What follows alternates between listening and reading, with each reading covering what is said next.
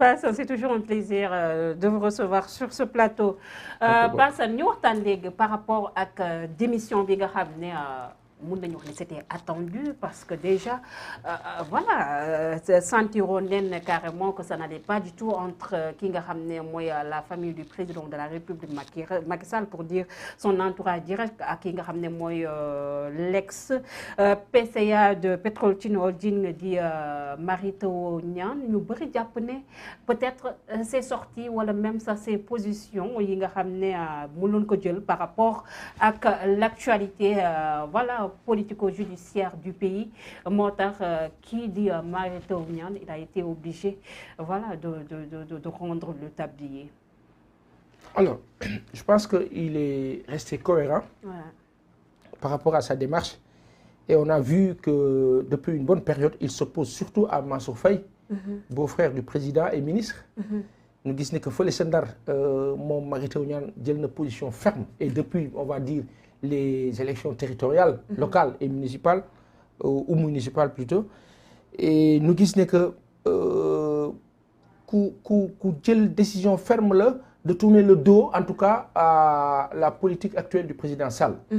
Il n'est pas d'accord sur le troisième mandat et il le fait savoir. xam nga kii njàbbite. oui pas ça. borom xam-xam du iñaan.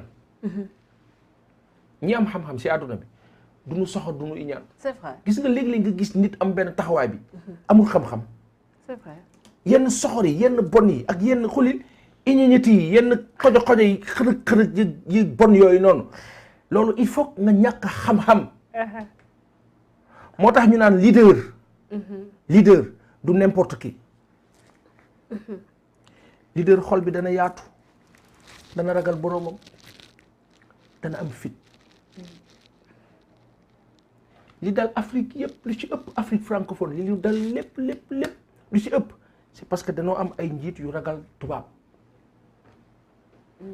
jàpp nañu seen falu dépendrewul ci population yi ca tubaab yi la dépendre ñu ci bëri mooy tax ñuy am yenn comportement yi du ñu respecter seen peuple yi mais dañuy respecter tubaab yi moo tax tubaab di leen def lu bêtises yu nekk di leen ñàkkal fayda bu demee ba doyal nag da leen di sànni comme kayit da leen di bàyyi nag ñu wàcc te bu ñoo wàcc yu ñaaw la ñoo wàccee dama la bëgg a wax ne la Mary Teuw Niane c'est un scientifique il a la vision il sait ce qui se passe il sait que la réalité c'est cela la réalité c'est quoi boo ko waxee nii nag ñi ànd ak nguur gi dañ la naan sa waay xanaa sa réalité bopp nga ngay wax ñoo leen ndokk waaye la réalité elle est là en face de nous c'est quoi des populations sénégalaises meurtries amoindries assoiffées affamées fat étouffées qui suffoquent des populations asphyxiées waaw sa waay lan la ñu bëgg nit ñi taxaw la yooxu wayaa yooyu woo loolu la ñu bëgg Mary Teuw Niane voit que ça ne va pas il était PCA président du conseil d'administration de Petrotim Holding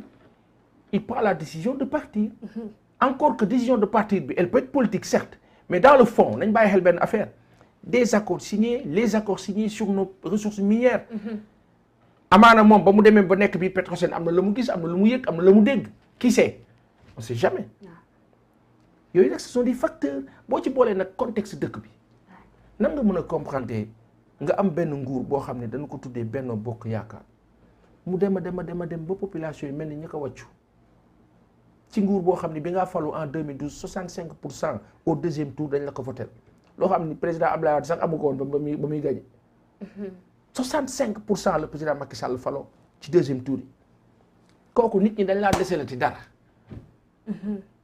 nga falu diggante 2012 2022 il s'est passé tellement de choses on a vécu tellement de catastrophes et bêtises et bêtisiers Mary Teuw Niane était ministre de l'enseignement supérieur nga jëlee ko fa teg fa ko xam ni Mary Teuw day toll Australie mu toll Thiaroye dama yàlla baal ci wàllu xam-xam la noo wax. ah mais CV bi lourd na de. je parle pas de CV les CV sont lourds dans ce pays mais les actes sont quoi xoolil acte gën CV kilifa yi dañoo am CV mais regardez le pays.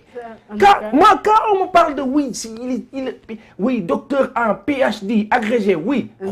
xoolil nous rêvons d'atteindre ces niveaux-là. man de wax dëgg yàlla fi mu ne nii ba ma sañoon danaa lijjanti yokk bagage yi. ba doon docteur wala agrégé moom laa ñaan ma borom de daa am solo xoolil xam nga lu tax à la challenge. Ça fait plaisir de dire, oui, j'ai mon master 1, maintenant je cherche à être agrégé, je vais être reconnu, je vais être professeur d'université. C'est un rêve, c'est excellent. Ouais. Mais la chose, moi, au bout de l'étape finale, les gars, ils disent, and what else? Loolu yëpp fan la jëmee dëkk bi. Gars yi jàng nañu ba nu ar de 60 ans maintenant ay jàngkat yor Sénégal mais fan la ñu yóbbu Sénégal jàngkat yooyu fan la Sénégal toll mais parmi ces jàngkat ñi nga xam ñoo ci am xam-xam seen xol rafet yaatu ñoom ils sont restés intègres. ñoom ngay dégg ñuy démissionné xulil ñoo la démissionné parce que souvent dañuy regg nag nekkul regg biir rek regg xel la. nit di nga tiim assiette ganaar ga baax gën defar ba mu mel ni panal. Avoir le sens de l'honneur aussi. Oui. Ouais, c'est très important. nga xool que mu fekk la nga xiif loogu waaye xam nga ne bërëb boobu foofu noonu. warulaa ko fa laal. xulil nan leen alhamdulilah rabbil alamin ndax bërëb ba du bërëb ba. baa mel ni man nag xulil. sant Diaw Guèye li nga def moo la aw xëccal ma fii aw nu yóbbu la. Juste dire que Mary Teuw Niane a pris une décision salutaire que beaucoup de Sénégalais apprécient, en tout cas une bonne partie des Sénégalais. La preuve sur sa page Facebook, bi mu ko annoncé, les réactions.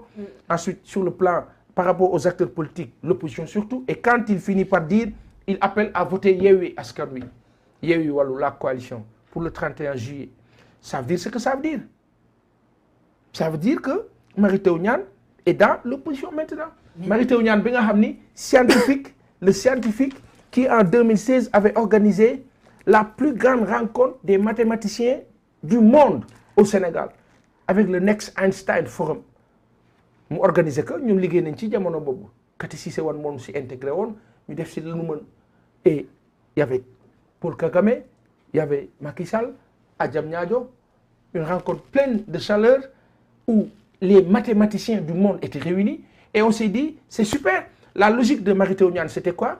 D'aller dans le sens d'insuffler et d'impulser les sciences au Sénégal. Malheureusement, tak dafa pare loolu ñu teg ci tuuti ñu wàcc ko. mais personne li ngay wax voilà ak fait yi nga xam ne seetlu nañ ko parce que nous journalistes on est dans le factuel lu ñu teg suñu gër rek voilà si la ñu mën a commentaire personne est-ce que loolu nekkul catastrophe aussi pour le Sénégal parce qu'on avait entendu le président de la République Macky Sall dire à ses directeurs généraux et ses ministres ku gañewul sa base voilà da ngay perte li nga xam ne mooy sa poste. Mary Teuw Niane, voilà, on n'est pas en train de dire que le ministre qui est en place, il n'est pas compétent, mais ñoom ñaar les comparer, ça fait même pas photo. Ñu gis ne aussi mu loon def liggéey bu am solo par rapport à Petrosen, on parle de l'exploitation pétrole, gaz ak yooyu. Tey un tel homme ñu écarté ko dans les affaires de l'État et on a un pays à reconstruire loolu est-ce que nekkul catastrophe aussi pour le Sénégal aussi par ça. Mais la réalité c'est que on a un régime populiste et de politiciens ba nga xam ni moom doxul ci xam nga discours bi sànq dama et tous les jours d'ailleurs je vois cette vidéo sur Africa 24. Quand je vois le président Sall parler des médias en général, qui ne disent pas du bien de l'Afrique, c'est le président Sall qui dit oui, à chaque fois quand il parle de l'Afrique, c'est sur des coups d'État, c'est des choses négatives. La preuve, ils avaient prévu l'hécatombe, voilà, pour l'Afrique lors de cette Covid-là, etc., etc. Les discours du président Sall par rapport à comment on doit être dans ce pays en termes de développement et dans le continent en général. Ce sont les discours idoines, c'est-à-dire que moi, il ne war a wax. C'est vrai. Mais le problème, mais pourquoi quand ce qu'il dit, lu tax li ma wax ak lii am du benn lu tax président Sall li ma wax ak lii am du benn loolu la Sénégalais yi war a lijjanti lu tax président li ma wax ak lii am du doon benn. C'est extrêmement gravissime et grave pour un État. Moo di ne les discours sont là mais dans la pratique la réalité. dafa mel ni ginnaaw Melbourne ak sanu dëkk yi. Mais la politisation de notre administration. C'est une catastrophe. C'est une catastrophe. Et c'est la faute du président Sall. C'est la faute du président Sall. C'est-à-dire que bu ñu kaa wax y a quelqu'un qui m'a envoyé un message mais yow lan nga bañee président. parce qu'il faut oser le dire aussi au Sénégal ñi nga xam ne ñooy entre guillemets suñu ay hommes politiques voilà c'est nekkuñ des sachants aussi il faut qu'on ose le dire aussi pas Assane. La réalité